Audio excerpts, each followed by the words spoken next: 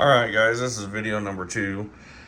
This is basically pulled up Webull on my computer because I don't really have the knowledge to show you the screen on my phone while I'm recording a video. This is how I set up my trade lines. The yellow here is give me your 9-minute EMA. That's the average of trades over a 9-day period. I also like to use the 13 and the 48, and I use the 200 day. Also the VWAP, and then down here on the bottom you've got what they call RSI. The RSI kind of shows you how much of the stock is sold or the price range on it. From what I understand, like I said, I'm not an expert on this or anything yet. But from what I understand, the higher it is to 70, the more oversold it is. So that kind of shows you that it's going to be coming down. Or the lower it is, the undersold or the undervalued the stock is. So you can look for that price action to go up. Right now, the SPY is what I have on. It's kind of average. But in order to show you how to set up your trade lines, this works the same way on your mobile app as it does the laptop. You go to your little settings here.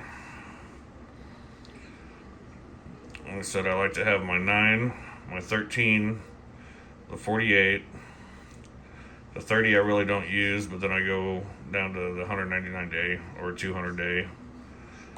For some reason it wouldn't give me the 200 day. I go over to style, different colors. My 9-minute EMA is the most important, so I did make it a little larger on the size, just so it stands out a little more.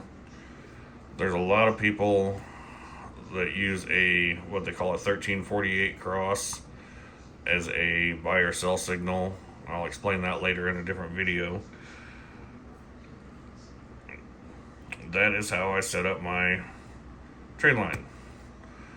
Now the trade line, basically, the earlier on the day that you follow that trade line, the more it's going to be accurate. The later in the day you get, it adds more data, more sales, more buys, so it kind of gets watered down later in the day.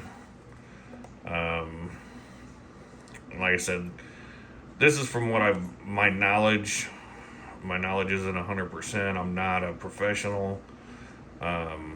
This is just what I'm gathering from a few classes I've taken. Just kind of learning as I go. Hopefully you guys learn with me. If I make a mistake, make sure you put it in the comments that I was wrong, and I'll correct it in a future video. So basically, if you're watching the 9, you can see it starting here. Everything above the 9 is acting as a support level all the way up until it breaks. When it breaks, you can see it kind of consolidates, and then it starts trading underneath. When it trades underneath, that's resistance. So it has a hard time getting above that price or that bar. And then once you see it breaks here again, it's still underneath. It's resistance. Let's see. And here you can see where it breaks above, and then it becomes support. It'll test the support there, test the support there.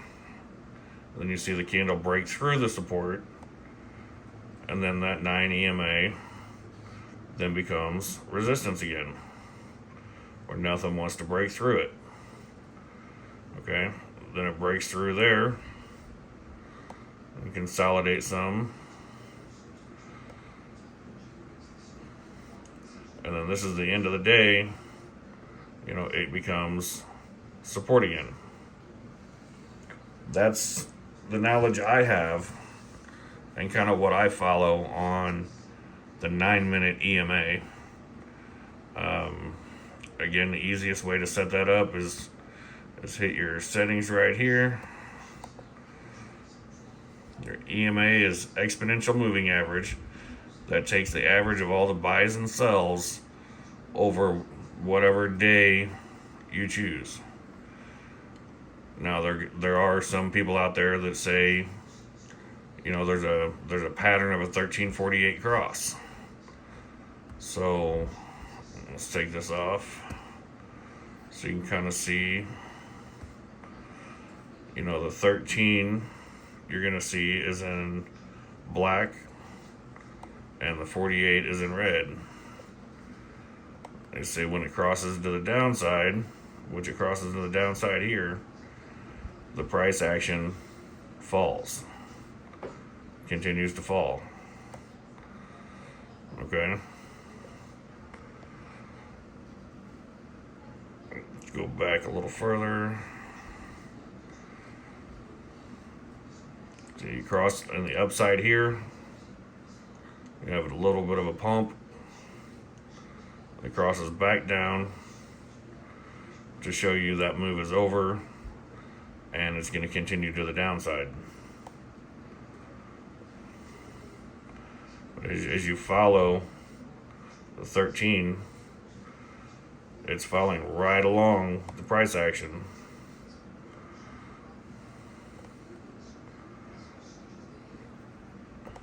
You can see here it crossed in the downward. 13 crossed the 48. The stock come down.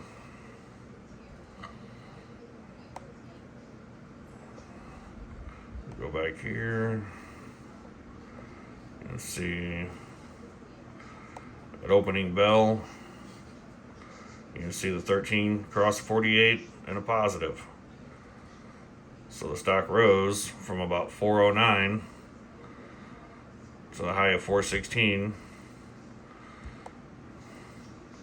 and it stayed going steady, stayed up until you see the red candle crosses the 13.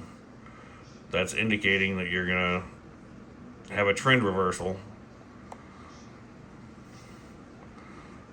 And then once it crosses that 1348 down, you know for a fact that that's going to continue the trend. So if I were going to do a put option, I'd get into the put option right about here. Let's see, that would put it about 1414, and then I would have wrote it down until the green crosses, the green candle crosses. So I would have wrote it down to about 1412.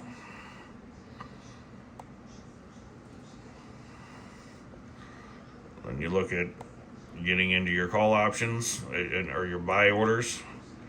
It crosses back here. The green candles are crossing up. It's giving you a signal that the stock's going to rise. It's about 412. It crosses here. Continues to go up until you get to see the red candles break underneath that 13 EMA. That's when you know you should get out of your calls and then possibly do a put option at that point, and then the trend reverses coming down. The trend staying down, then it kind of just consolidated for the rest of the day.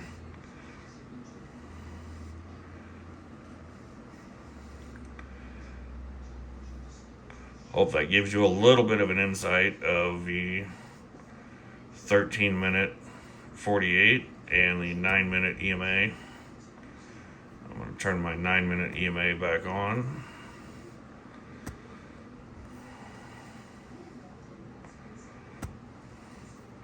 And let's go over to, say, Amazon. Let's see what Amazon did today using those charts.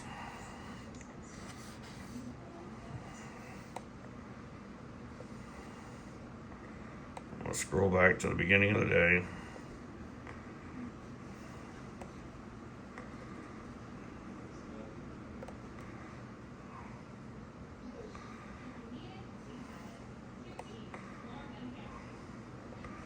Alright.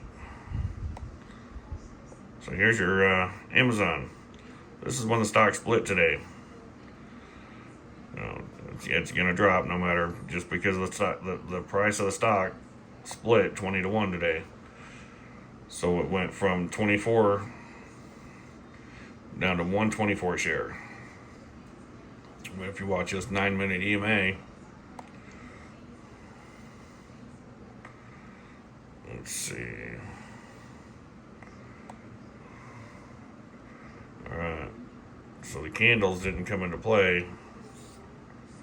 For some reason, the candles are a little goofed up, probably with that stock split.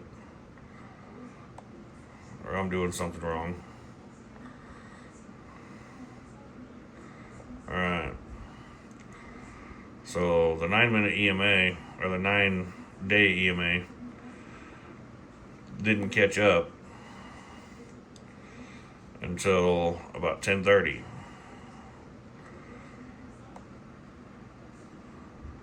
So the stock is trading under that 9 EMA.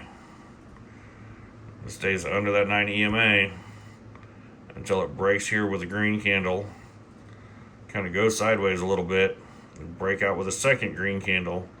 It breaks that resistance,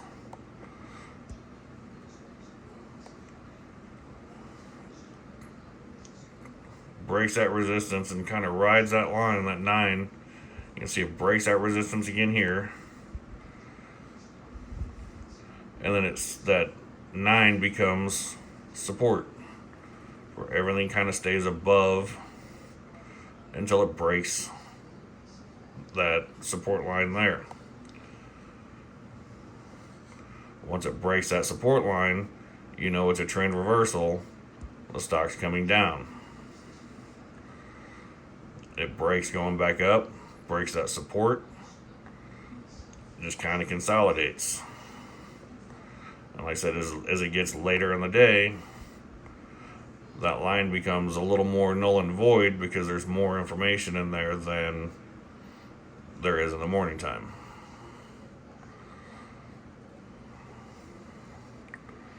So let's see if we can find another one.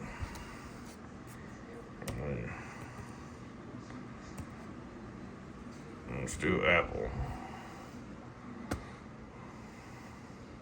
I always use the 3-minute candle. So 1-minute candle gives you just a little too much information too soon. I found that I make judgment calls too quickly, and I jump in and out of calls and don't stay in them long enough, and I'll leave profit on the table, or I don't get in soon enough and wait too long and lose profit in the beginning of a trade. I'll scroll back here to the beginning of the day with Apple.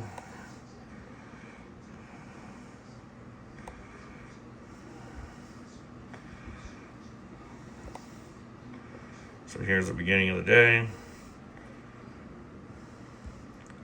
We push up.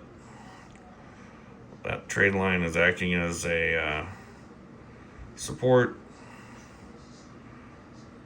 All the candles are staying above it until we break this cross about 9:54 this morning, 10 o'clock. And then the stock comes down, which making that 9 EMA now resistance.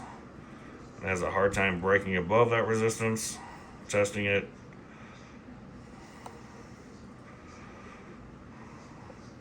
Still testing it, still underneath it. It slightly breaks through here.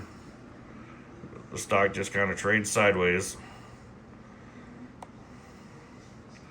So you get a good volume candle here. You break above it. Couple dollar price act, or a little bit of price action on the upside. Then you see your red candles here break back below and break that resistance line. And it kind of stays below that resistance line. And as I said before, once it gets later in the day, you know, that line kind of becomes watered down with information. So it doesn't reflect always 100% later in the day. So hopefully that helps you a little bit on understanding that 9-minute EMA, the 1348 cross. I'm not 100% sure. I'm not, like I said, I'm not a professional. I'm still learning. I know the VWAP plays a role in it. The RSI down here, you know, you can see at close it was about 64, 62, 63, somewhere in there. And let's see, 63.08, 58.65. So, you know, it's on the higher side. That's kind of, from what I understand, is showing that the stock is kind of overbought. They're saying that you know, the price action is, the stock is selling more at a higher price than what it should be. So then you want to watch that RSI to start coming down, and then that's when you would want to think about getting into a put option. You know, when that price of the RSI starts coming down, and that starts to come down.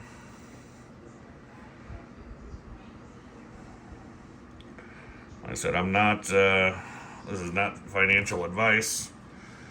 Do your own research. Kind of just giving you guys a insight of what I look at. And again, I'm new. I'm starting out low, starting out with $100. You know, it's giving you the information that I have been handed to me. You know, but I've paid for some classes and different YouTube guys that I follow that kind of teach you a little bit here and there. I'm kind of trying to put everything together from several different channels and classes to come up with you know, a winning strategy for me. It may not be the same winning strategy for you, but hopefully you know, together we'll figure something out and, you know, be able to make some profit and, you know, maybe be able to buy an extra steak dinner a week or something starting out. But, you know, let's see where we can go. If you've learned anything off of this video, make sure you hit that like and subscribe button. Hit the notification bell. We'll try to get some more videos out here the next day or two. You guys have a good night, and thanks for tuning in.